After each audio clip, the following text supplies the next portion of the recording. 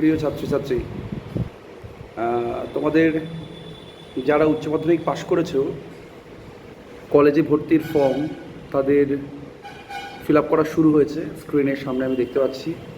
কিছুক্ষণ আগে পর্যন্ত এটা লাইভ ছিল না, কিন্তু এখন হয়ে গেছে এটা অ্যাক্টিভ। এখন তোমরা রেজিস্টার করতে পারবে এবং তারপর লগ ইন করে সমস্ত ডিটেল দিয়ে ফর্ম ফিল আপ করতে পারবে। অনলাইনে কলেজের ফর্ম ফিল আপ শুরু হয়েছে। তোমরা যত তাড়াতাড়ি সম্ভব ফর্ম ফিল আপ করা যায় তোমরা করে নাও।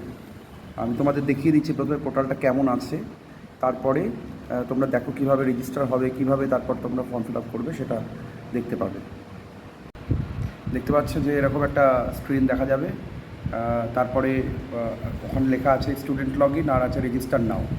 রেজিস্টার নাওতে গিয়ে প্রথমে তোমাদের এই রেজিস্টার নাওতে আমার কার্সারটা যেখানে গেছে দেখতে পাচ্ছ, রেজিস্টার নাও গিয়ে এইখানে তোমার ফোন নাম্বার দিতে হবে আর এখানে ইমেল দিতে হবে, দিয়ে এখানে কন্টিনিউ টু স্টার্ট।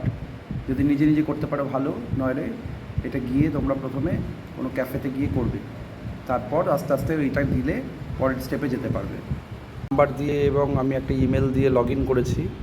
করবার পর এরকম একটা ফর্ম খুলবে, যেখানে প্রথমে ফার্স্ট নেম দিতে হবে, মিডল নেম দিতে হবে, লাস্ট নেম দিতে হবে, ন্যাশনালিটি চয়েস করবে, তারপর তুমি অন্যান্য আরও কিছু চয়েস করবে ইত্যাদি। এই চয়েস করবার পর একটা ওটিপি আসবে, মোবাইল ওটিপি। দেখো অলরেডি এই যে আমার মোবাইলে একটা ওটিপি চলে এসেছে, আমি মোবাইল ওটিপি দেবো। তারপরে ইমেলে একটা ওটিপি এসছে, সেই ওটিপিটা দেবো। এগুলো ভেরিফাই হওয়ার পর তারপরে এখানে তোমাকে জিজ্ঞাসা করছে যে তুমি উচ্চ মাধ্যমিক পাস করেছো কি না, কোন অ্যাকাডেমিক ইয়ারে। এগুলো সিলেক্ট করবার পর ধীরে ধীরে কোন বোর্ড থেকে পাস করেছো, সেই বোর্ডটার নাম কি, এইচএসের রেজিস্ট্রেশন নাম্বার কি, এইচএসের রোল নাম্বার কি, আর এইচএসের যে রেজিস্ট্রেশন সার্টিফিকেট, সেই রেজিস্ট্রেশন সার্টিফিকেট একটা ছবি, জেপিজি বা জেপিইজি বা পিএনজি, হ্যাঁ, যেটা 2 MB থেকে কোনো মতেই বড় হবে না, এমন একটা দিয়ে ছবি দিয়ে এখানে এই চেকবক্সটাকে চেক করে এখানে কমপ্লিট রেজিস্ট্রেশন করলে রেজিস্ট্রেশনটা কমপ্লিট হয়ে যাবে। রেজিস্ট্রেশন কমপ্লিট হওয়ার পর স্টুডেন্ট লগ ইনে আবার ঢুকে যেতে হবে। দেখতে পাচ্ছ স্টুডেন্ট লগ ইন।